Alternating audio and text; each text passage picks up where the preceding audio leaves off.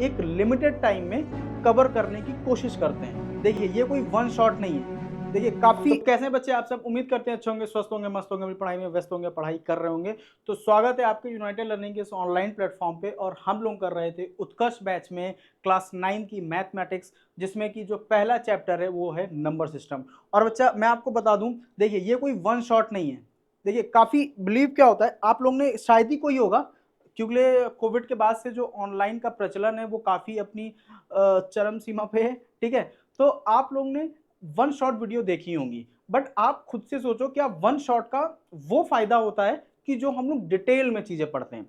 अब one shot का फायदा किन्हें होता है, वन शॉट की जो वीडियो होती है वो सब होती है रिवीजन के पर्पज से। अब अगर आपने पढ़ा ही नहीं है तो रिवीजन क्या कद्दू करोगे भाई? जिसने पढ़ाई नहीं है डिटेल में तो वो रिवीजन क्या करेगा? क्योंकि रिवीजन में क्या होता है, हम लोग ज्यादा से ज्यादा चीजें एक लिमिटेड टाइम में कवर करने की कोशिश करते हैं।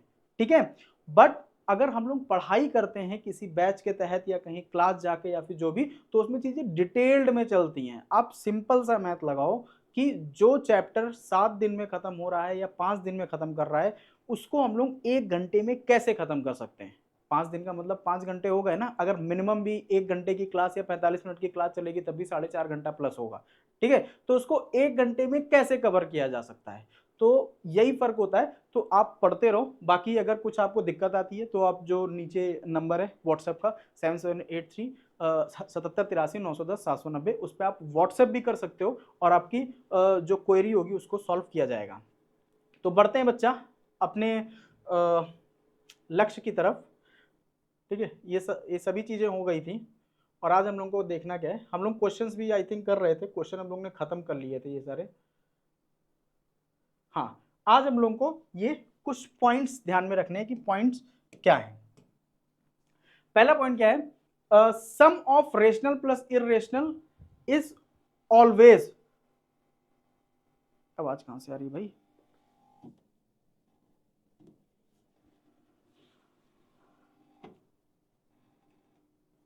देखो क्या बोल रहा है, sum of rational and irrational is irrational. Obvious सी बात है, अगर आपने कोई इरेशनल नंबर लिया और उसको रेशनल से जोड़ा तो ये हमेशा क्या आएगा, इरेशनल ही आएगा।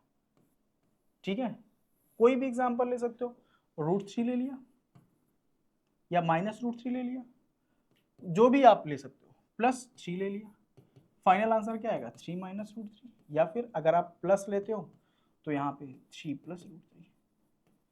क्या ये कभी कैंसिल आउट होके इरेशनल वो रेशनल हो सकता है? नहीं हो सकता है। तो ये कंडीशन कैसी है, ऑलवेज की। अगर एक रेशनल और एक इरेशनल है तो वो हमेशा क्या आएगा, उनका सम इरेशनल ही आएगा।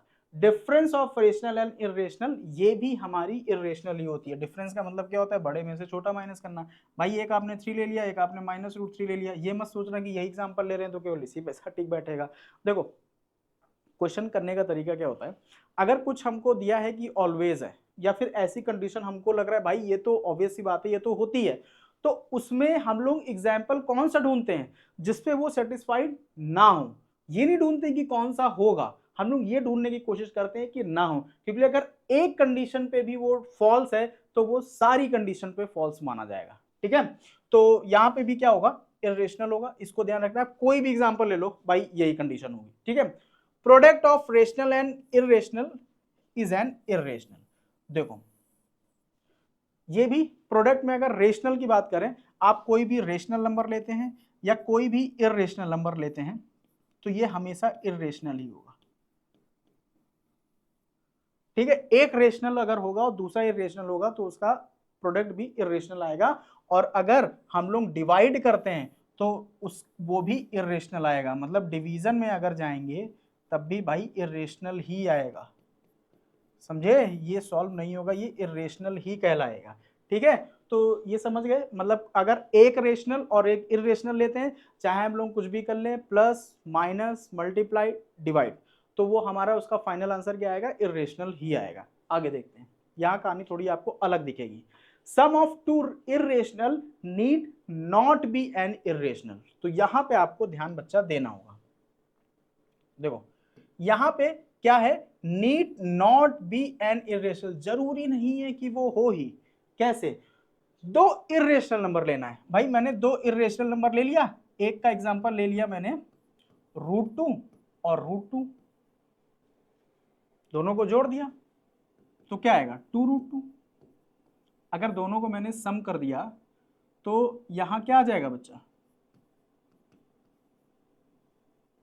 2√2 ही तो आएगा। कोई इसमें चेंज होगा? कोई भी चेंज नहीं होगा।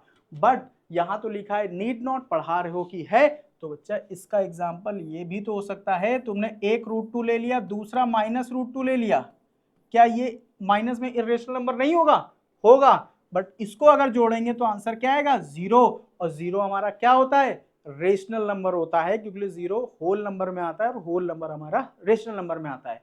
तो ये समझ गए कि दो अगर इरेशनल नंबर होंगे तो उनका सम जरूरी नहीं है कि रेशनल ही हो और जरूरी नहीं है कि इरेशनल ही हो, ये डिपेंड करेगा हमारी वैल्यूज कौन सी हैं।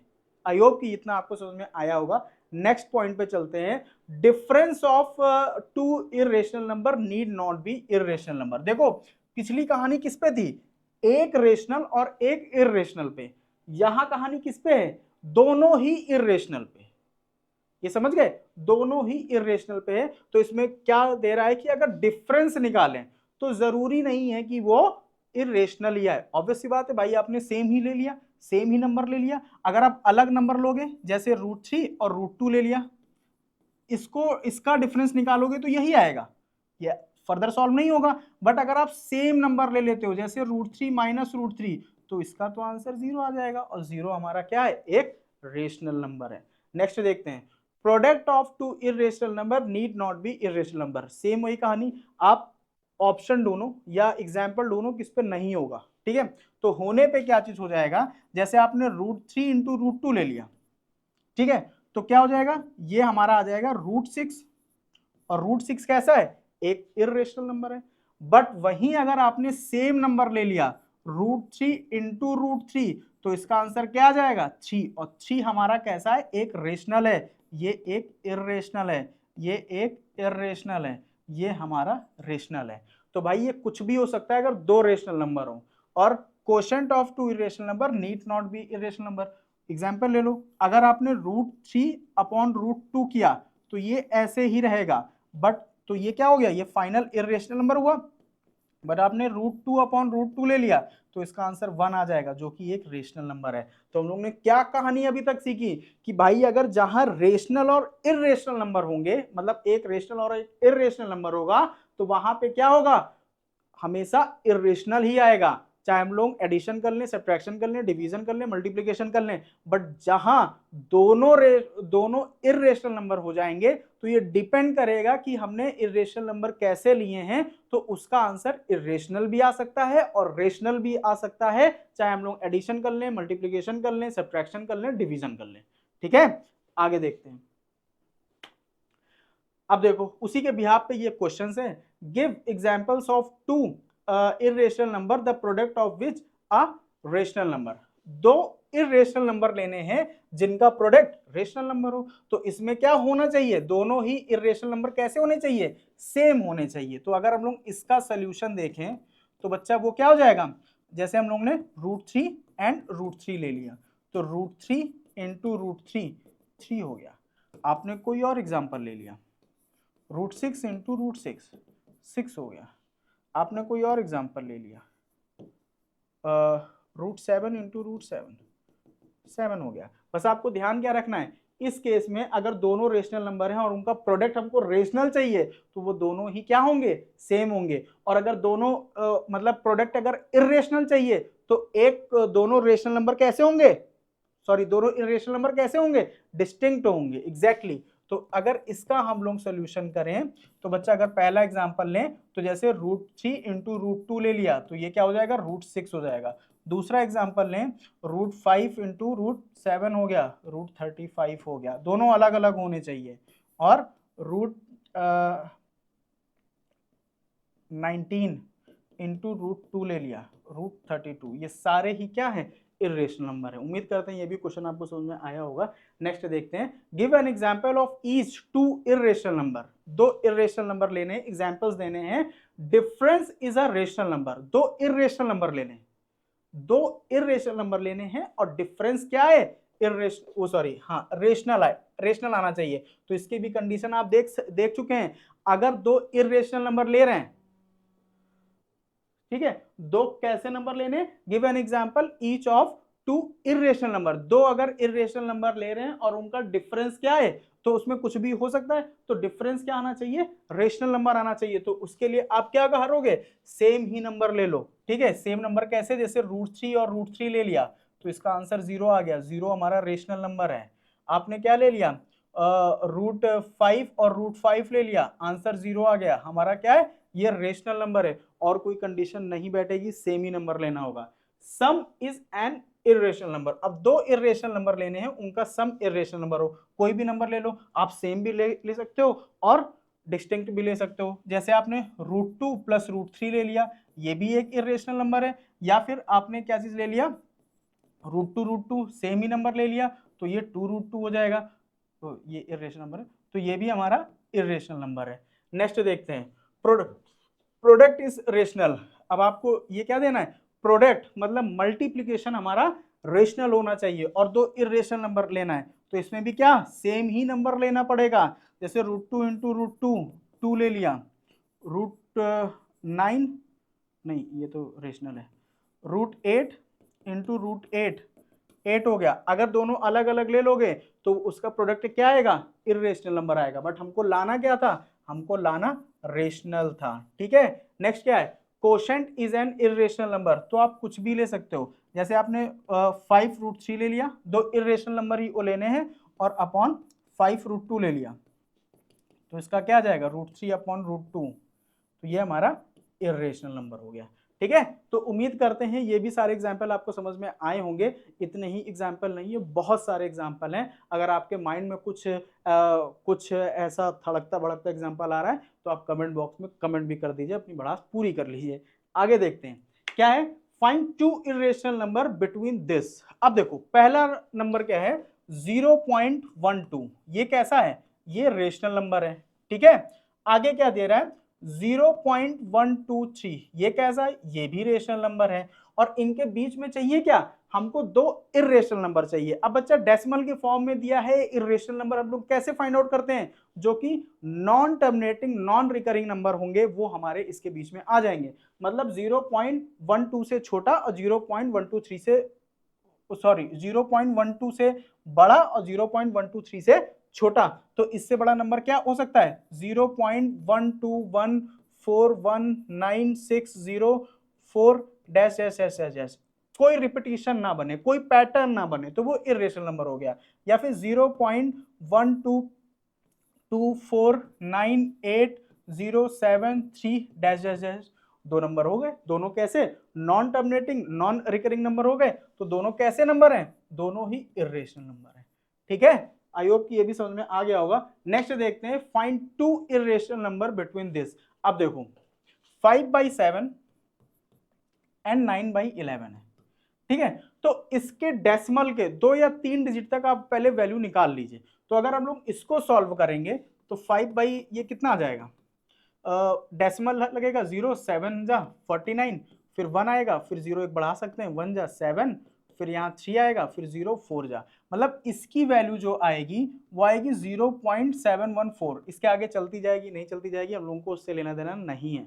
आगे क्या है, 9/11, तो 11 से किया तो डेसिमल आया 0 8 जा 88, फिर 2 आया, फिर 1 टाइम में जाएगा 11, फिर 9 आया, 0 आया, 8 जा 88, 88, फिर 2 आएगा, मतलब इसका जो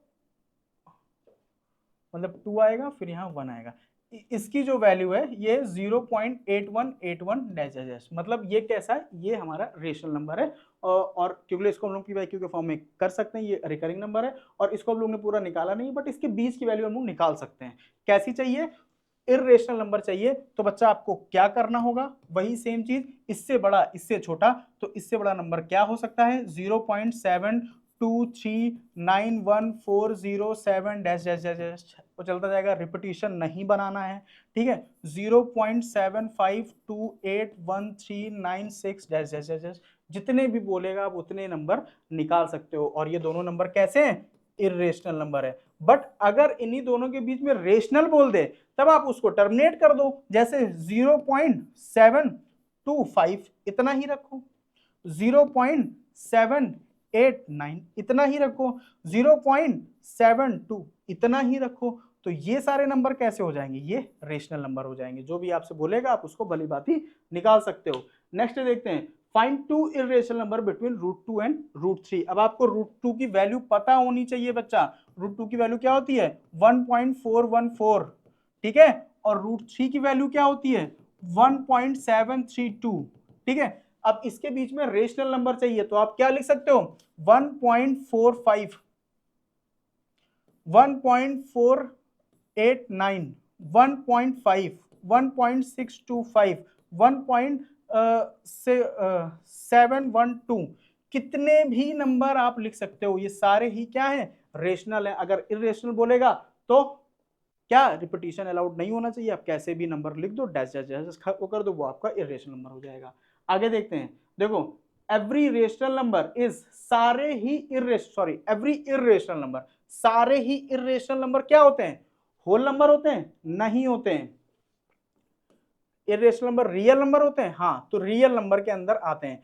और नेचुरल तो हो नहीं सकते क्योंकि ये रेशनल और ये भी नहीं हो सकते हैं, क्योंकि जो नंबर सिस्टम होता है, जो नंबर्स होते हैं वो दो पार्ट में बढ़ते हैं, रियल और इमेजिनरी, और फिर इसके बाद में रियल बढ़ता है रेशनल और यहाँ पे इरेशनल। तो इरेशनल नंबर किसके अंदर आ रहा है, रियल नंबर के अंदर आ रहा है, ठीक है।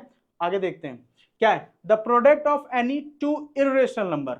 अब जो दो इरेशनल नंबर, अब देख लो, दो इरेशनल नंबर का अगर प्रोडक्ट कर रहे हो भाई, जैसे एक बार आपको डिस्टिंक्ट ले लेने हैं, मतलब दोनों अलग अलग, और एक बार सेम ले लेना है। अगर सेम लेते हो तो जैसे √2 इंटू √2 ये क्या आएगा 2 आ जाएगा, बट √2 इंटू √3 √6 आ जाएगा। तो यहाँ का मतलब क्या है भाई, वो रेशनल भी हो सकता है और वो इरेशनल भी हो सकता है, कुछ भी हो सकता है। ऑप्शन पढ़ लेते हैं, ऑलवेज, ऑलवेज की कहानी होगी नहीं, जहां जहां ऑलवेज हो काट दो, पहले ही सारे कट गए। समटाइम्स रेशनल समटाइम्स इरेशनल, यही हो जाएगा। बट ऑप्शन पढ़ लो, ऑलवेज एन रेशनल नंबर नहीं, ऑलवेज अ रेशनल नंबर नहीं, ऑलवेज अ इंटीजर तो हो ही नहीं सकता, और ये हमारा सवाल हो गया।